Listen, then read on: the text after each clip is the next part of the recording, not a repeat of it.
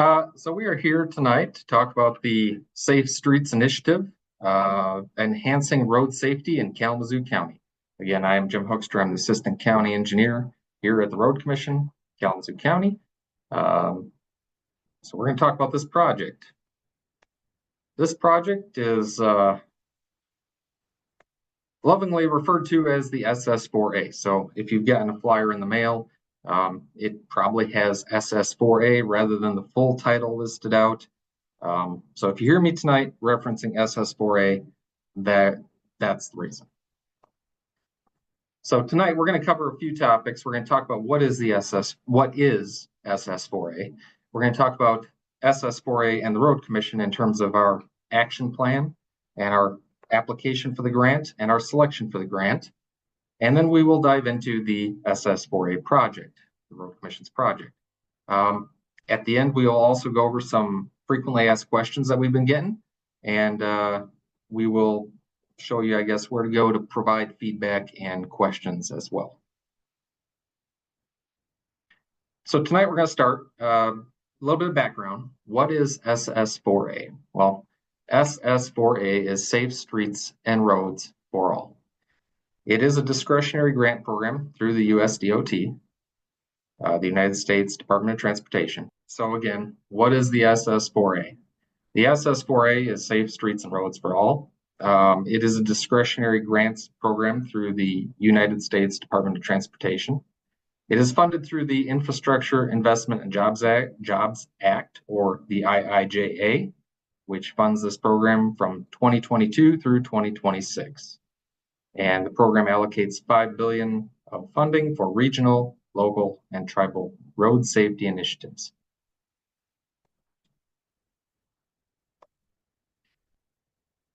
So continuing on, the SS4A supports the goal of Vision Zero roadway deaths using a safe systems approach.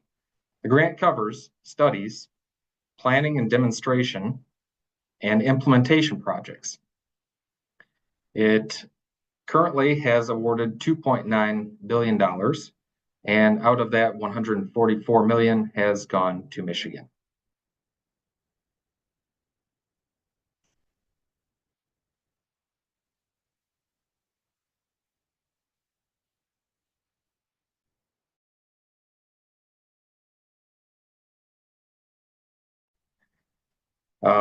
The Transportation Safety Action Plan. So this was a plan that the Road Commission developed. It is a safety plan for all roadway users. It was data-driven. It is collaborative, and the goal is to get to zero fatalities and serious injuries.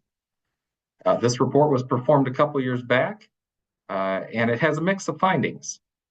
For instance, we found that the Road Commission, we typically get about 1,700 crashes per year, and about 15 of those per year are fatal. We also found that the total crashes in the county are fewer than the statewide average, and they're declining, which is a win. However, we also found that fatalities and serious crashes are more than the statewide average, and they're increasing, which is a problem. Additionally, we found that 50% of the fatalities and serious crashes are due to lane departure. So people leaving the lane, crossing the center line, or leaving the lane and leaving the roadway. We also found that frequently crashes are single vehicles. So not necessarily an accident between two vehicles, but perhaps somebody running off the road and hitting something. We have about 31% of our accidents are single vehicles. The statewide average is 22%, so we're higher than normal. And 80% of the crashes on our roadways that are serious tend to occur on primary roads, which are those that are more traveled. They have more traffic on them. They're busier, and I guess that kind of makes sense for the most part. So with that action plan, the plan also provided a variety of safety mitigation techniques. It also identified the top 50 intersections and road segments for crashes in the county, or the high crash locations. Of these, the top 10 intersections and segments were reviewed and looked at to determine the best countermeasures to prevent crashes. So we did a little bit of a deep dive into those top 10. As part of the action plan, we also sought and received public feedback. We received 324 survey responses and 184 location-specific concerns. So we had a mapping tool, and people were able to pin or drop in a concern at a location. Themes from this public feedback were congestion, delineation, speeding, lack of shoulders on the roadway, signals, visibility, and non-motorized. Most respondents felt that road commission roads are fairly safe. And here you can kind of see a little word diagram of the typical terms that were coming up from the public. So the Road Commission then proceeded to put forward a grant application. We submitted in May of 2024 for USDOT consideration. We requested $25 million in SS4A grant funds. This was supported by Representative Bill Huizenga and also by the Kalamazoo Bike Club. On September 10th of last year, the Road Commission was awarded this grant. We are very pleased to have that. We are the 10th largest grant award in the United States, and we are also the largest grant in the state of Michigan. We had a press conference, and as you see here, we also had some media coverage at that time. So we were very, very pleased with that. So as far as the Road Commission's project, the project that we submitted for this funding, it was really focused on those lane departure crashes, which again are the most frequent for us and the most severe. It featured low cost and high impact countermeasures, which included center line and shoulder rumble strips, providing adequate clear zone, shoulder widening, edge lines, and improves curve signage. So we're going to kind of dive into those different techniques or aspects of the program, of the project. Rumble strips, for instance, we proposed centerline rumble strips on all 130 miles of the roads within the project. We also proposed shoulder rumble strips installed on 74 miles of the roads within the project. Those roads that get the shoulder rumble strips would not be the ones that are in our non-motorized master plan. So we took into consideration the non-motorized traffic, and we will not be installing rumble strips on any roads that are listed in our non-motorized master plan. So the impact of these, centerline rumble strips have typically shown a 55% reduction in crashes. These are figures according to the state. Shoulder rumble strips result in usually about 20% reduction in crashes. RCKC has had some experience with rumble strips in the past. We've done 3 projects actually, 2 in 2015 and 1 in 2022. We did Sprinkle Road, 12th Street, and we did another section of Sprinkle Road. We found a significant reduction in crashes by these treatments. The charts you see here are what appear. It is the fatal on the left side, the fatal and serious injury crashes per year, before and after. And on the right side, the total crashes per year before and after. What we see here is we've significantly cut the fatal and serious injury crashes per year on all 3 projects. In one case, we've had 0 since the project. We've also seen on the right side of the screen, the total crashes per year have dropped. In some cases significantly, and others a little bit less, but nonetheless, they are dropping because of these treatments. So what this means that we have prevented 17.7 fatalities and serious injuries in the years since these projects on these 3 roads. This also means that we've prevented 84-ish total crashes on these projects since the years that they were undertaken. Another aspect of this project is clear zone improvements. And I know that can be a tricky term. So to start with clear zone, what is it? It's the area beyond the traveled lane that is safe for an errant vehicle to get off the road. So should somebody fall asleep at the wheel or experience some kind of vehicle malfunction, they would go off the roadway into the clear zone, which is generally an area that includes shoulders, turn lanes, ditches, and the items in this area are generally breakaway safe or relocated for safety purposes. So we try not to put anything structural in this area, anything embedded in concrete within the clear zone.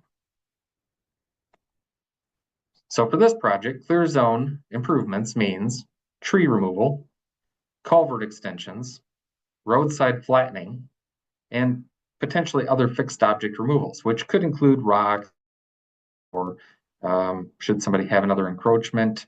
I don't quite know what that means, but if we find something, a large chunk of concrete, that may have to go as well. We will also be native planting in the right of way after we remove these things from the clear zone. So additional benefits of these tree removals, which are probably the most impactful to residents. Removing the trees, I guess, first of all, is an improvement for safety, but it also improves the visibility of signs, signals, and traffic on the street. So if you're pulling up to a stop sign, you can see further down the road. It also improves emergency response and allows for the roadways to be cleared, so from tree debris or snow. It reduces wildlife hazards, so not having the trees and the brush that close to the road could keep the deer and small animals further away from the road as well. And another positive impact that we've considered is that the monarch butterfly appears to be threatened now, and so by improving these roadside habitats, removing trees, we'll be planting them with native species, milkweed and the like, that draw those monarch butterflies. So hopefully improving the habitat for those. So as I said, clear zone improvements are primarily for safety. So when it comes to that, removing these objects from the roadway or the clear zone generally is associated with a 75% reduction in crashes. Increasing the clear zone also has a reduction in crashes associated with it of 22%. Flattening slopes, so making those ditches a little bit less severe, or the drop off along the side of the road less severe, tends to result in a 15% reduction. Culvert extensions, so that errant vehicles do not hit a culvert. There is a reduction in crashes associated with that. And improved sight distance at intersections has a reduction in crashes of over 48%. Another item in the project that we talked about earlier is shoulder widening. So we plan to widen 17 miles of roadway by putting 3 foot of paved shoulder on them. We also anticipate widening 3.7 miles of non-motorized roadway to provide a safe area for bikes and non-motorized users. With these, we anticipate 16% reduction in crashes. And also we talked briefly about pavement markings and signs. So this will happen on all 130 miles of the project. New edgeline pavement markings will be on 17 miles. So this is roads where we don't have the width currently to put the white line on the outside. We will be putting that on and widening the road for 17 miles. Adding these edgeline pavement markings tends to result in a 15% reduction in crashes. So, in summary, this project does address 28 of the top 50 high crash areas in the county. It involves 29.3% of our primary road network. So it's covering a little bit more than a quarter of our primary roads in this county. These locations are all shovel ready, so we didn't have to acquire any right-of-way easements or anything like that. And as I said, it's going to be on 130 miles of rural roadway. This, I think, as we talked about, 17 miles of widening, 54 miles of paving. So a good number of these will be new pavement. 130 miles of rumble strips, pavement markings, and signs.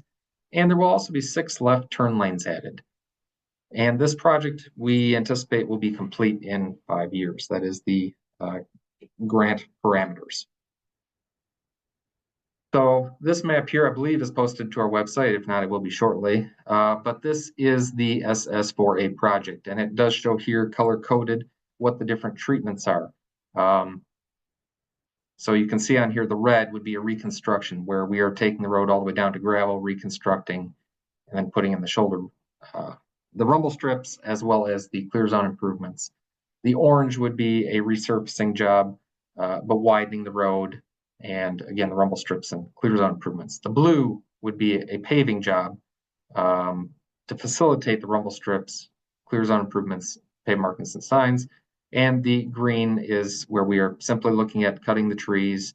The pavement will accept the rumble strips as is, and we will be doing pave marking and signs. And then you can see the purple dots representing the potential turn lanes. So current progress of this project, we have a website that is up, and we are putting everything up there as we get it. This website is your first stop shop for any information on this project. Maps, presentations like this will be posted to that website. Flyers, news releases, media, that kind of thing, all will be on this website. So feel free to go there. We also are working on federal environmental clearances. We're working through that right now.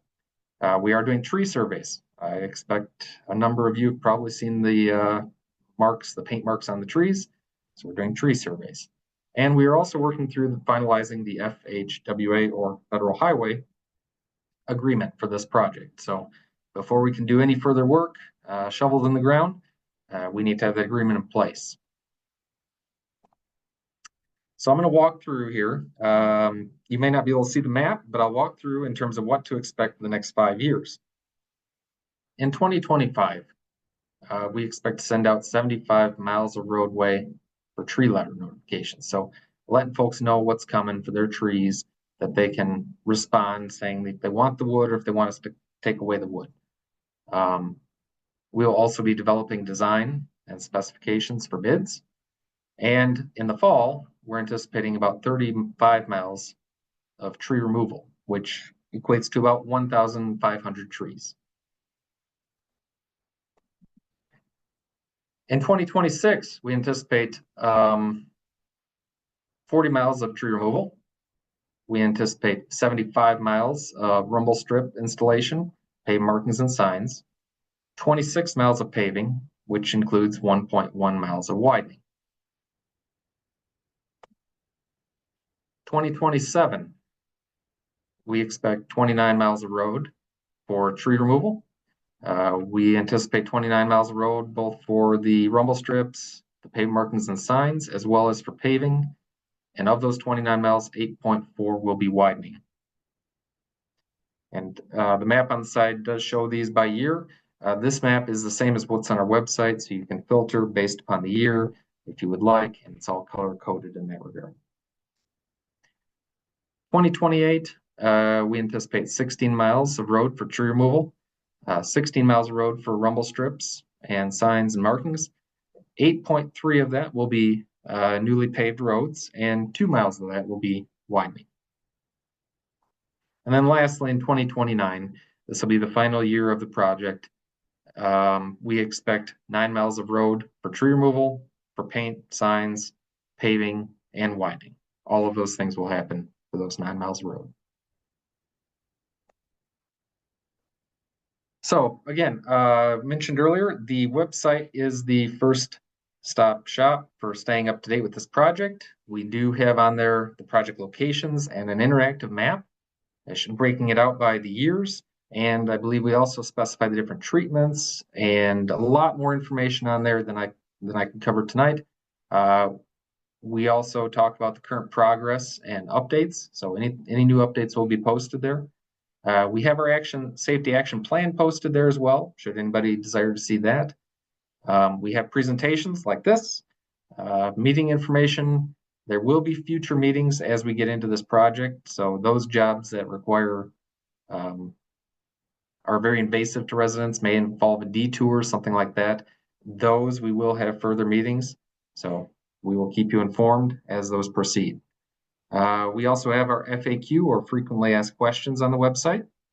And we also have a way for you to contact us should you have any concerns, questions. And we'll go to that now. So this here is what our website looks like. This is the SS4A tab. You can see along the top in the green bar, highlighted in red, is the area where you click on to go to the SS4A tab. As you can see here, we have all those items we talked about, the map, the progress, the action plan, frequently asked questions. It's all up here. Now, should you have a question for us and you want to interact with us and provide feedback or inquire about your road in particular, we do have this button at the top, say service requests. We would ask that you please submit all questions to that. That way we can log the questions, we can respond to you properly, we can look at your particular area of concern or area of questioning, and we can get you a proper answer. We also have another way to get a hold of us is this contact us at the bottom. It'll take you to the same area. It's a service request system. And again, you can submit your questions there and we will try to follow up with them in about 14 days. So now we are going to go into a couple of the frequently asked questions. So I'll cover those here tonight. So first of all, we've been asked what specific safety improvements will be on my road. And I know that's the question probably a lot of us have is we're talking about 130 miles of road, but everybody probably wants to know what's going to happen in front of their house. I can definitely say that it will have rumble strips. I can say that it will have tree removal, pavement markings, and sign updates.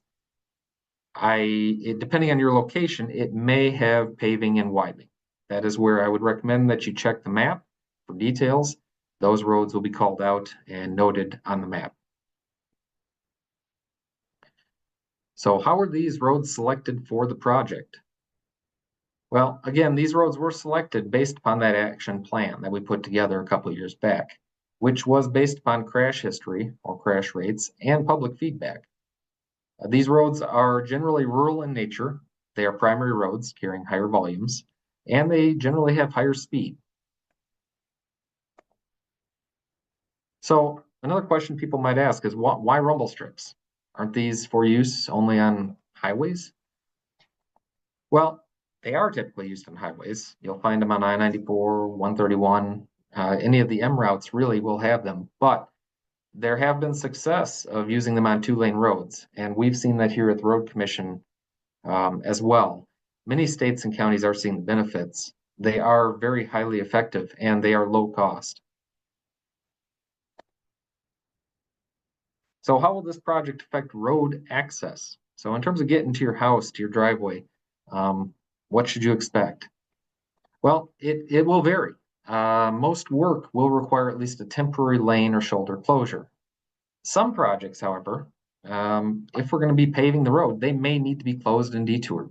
So depending on which road you're on and what the treatment is, it could be a different situation. There are 130 miles in this project, so it could be a vast array of different treatments and different impacts to you. So please watch our project website for further updates and details.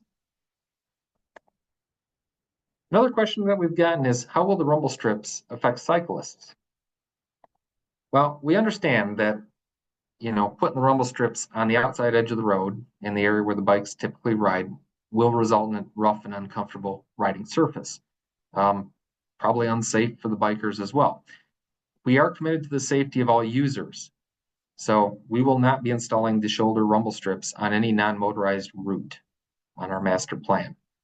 We will still install them on the center lines to prevent a head-on crash or somebody veering into an opposing lane, but we will not be putting them in the paved shoulder area where the bikes are generally riding. We are also working with our local bike advocacy groups to strike the right balance. We understand that road safety is important and preventing deaths is very important. We also understand that non-motorized users are important. And so we're trying to strike the right balance between the different facets of this project. What about the noise from the rumble strips? So rumble strips do create noise. Noise and vibration are good for the drivers in this case. That is the purpose of the rumble strips. They are there to, wake up a sleeping driver or get somebody to think about, pay attention to where they're going and put down the phone as they're driving down the road. However, noise can be a concern for homeowners who are adjacent to the road. That being said, we are working on ways to minimize unnecessary noise. So whether that means that we might make the rumble strips maybe not as deep, or maybe we make them a little bit narrower, or we push them a little bit off the white line. Any of those things we are looking into. We are trying to strike the right balance with the needs of the road safety and the resident comfort. So we understand that concern. We are working through it, and design will take that into consideration. Another question, what will happen to trees in the right-of-way? Well, we touched on this to a degree. Trees will be cut. They are considered a fixed object. They don't move for cars. And since we're trying to prevent serious accidents with hard objects in the right-of-way in that clear zone, all trees will be removed within the right-of-way, so from 33 feet from the center line of the road. The RCKC is at this time not replacing trees. Ultimately, this project is about saving lives. So we understand that the trees are important. They provide benefit to both residents, nature, everybody. But we are trying to, again, strike that balance between roadway safety and the trees. If you have a specific concern about the tree, if you have one or two in particular, if there's something that strikes you and you have further questions about trees, again, back to our website, please share those thoughts and concerns with us. We can talk to you about it. And, if there's a tree that's at the back edge of the right of way, maybe we can look at it to remain. We can look at that specifically. But if you have concerns, let us know. So how will this improvement project affect the environment? Well, tree removals will be done in accordance with the best practices to minimize harm to the ecosystem. So we are going to cut trees in the tree cutting season so as not to affect bats or any tree diseases. Typically, when we pave a road, we do recycle pavement. So we use recycled pavement when we pave. So again, that promotes further sustainability. And the other thing I want to share is that we are, again, using that native seeding. So we're going to use seeding for wildflowers and native plants. We're not looking to bring in invasives or anything like that. We're going to use local native seeding. So again, I've mentioned the website. Another avenue, if you choose to, is RCKC Connect. You can sign up for RCKC Connect. This is a good way, if not just for the SS4A project, you can receive updates and alerts on road construction, road closures and detours, or just general public news. You can find that at our website. You can sign up to receive texts, emails, I think even voicemails, but all of those avenues are open to you if you want to sign up for RCKC Connect. Additionally, we have other ways to talk to us. We have our phone number. We have a brick and mortar at 4400 South 26th Street. We have a website. Again, we've talked about that. We have Facebook. Some of you might be viewing this on Facebook, so you're already familiar with that. We have Twitter, Instagram, and LinkedIn. So with that, I'm going to end the presentation here. Thank you all for attending tonight. I hope this was informative.